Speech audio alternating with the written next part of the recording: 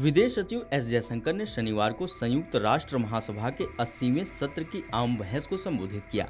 इस दौरान उन्होंने ऑपरेशन सिंदूर का जिक्र कर पाकिस्तान पर कड़ा प्रहार किया और उसे वैश्विक आतंकवाद का केंद्र बताया। यूएनजीए में विदेश मंत्री एस जयशंकर ने अपने संबोधन की शुरुआत भारत की जनता की ओर से नमस्कार कहकर की। उन्होंने आगे कहा कि भारत ने आज़ादी के बाद से ही आतंकवाद की चुनौती का सामना किया है, क्योंकि उसका एक पड़ोसी देश आतंकवाद का गढ़ है। इस दौरान बिना नाम लिए उन्होंने कहा कि दशकों से दुनिया में हुए बड़े आतंकवादी हमलों की जड़ें उसी एक देश से जुड़ी रही हैं। अपने संबोधन के दौरान एस जयशंकर ने कहा कि भारत स्वतंत्रता के बाद से ही आतंकवाद की चुनौती का सामना कर रहा है। हमारा पड़ोसी दशकों से वैश्विक आतंकवाद का केंद्र रहा है। सीमा पार बर्बरता का सबसे ताज़ा उदाहरण इस वर्ष अप्रैल में पहलगाम में निर्दोष पर्यटकों की हत्या थी। जो लोग आतंकवाद को प्रायोजित करने वाले देशों का समर्थन करते हैं, उन्हें इसका खामियाजा भुगतना पड़ेगा। उन्होंने कहा कि पाकिस्तान में औद्योगिक स्तर पर आतंकवादी ठिकाने संचालित हो रहे हैं और आतंकियों को सार्वजनिक रूप से महिमा मंडित किया जा रहा है। आतंकवाद के वित्तीय संसाधनों को पूरी तरह से बंद करना जरूरी है। भारत के विदेश मंत्री ने 80वें संयुक्त राष्ट्र महासभा के सत्र में पाकिस्तान पर तीखा हमला करते हुए इसे वैश्विक आतंकवाद का केंद्र बताया।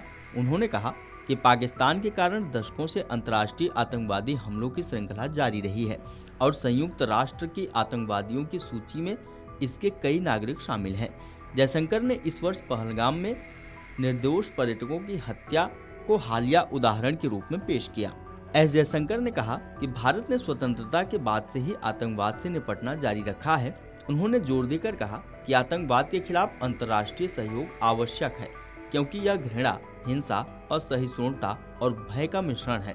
उन्होंने कहा कि जब कोई राष्ट्र आतंकवाद को राज्य नीति के रूप में अपनाता है, आतंकवादी केंद्र औद्योगिक स्तर पर संचालित होते हैं और आतंकियों को सार्वजनिक रूप से महिमा मंडित किया जाता है, तो ऐसे कार्यों की कड़ी निंदा होनी चाहिए।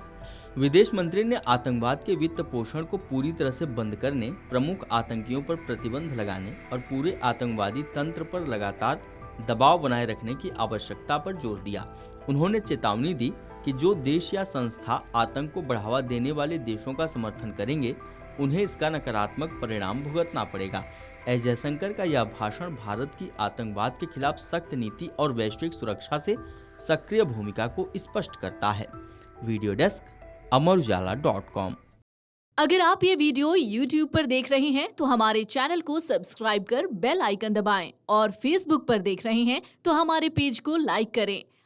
अगर आप ये वीडियो YouTube पर देख रहे हैं तो हमारे चैनल को सब्सक्राइब कर बेल आइकन दबाएं और Facebook पर देख रहे हैं तो हमारे पेज को लाइक करें।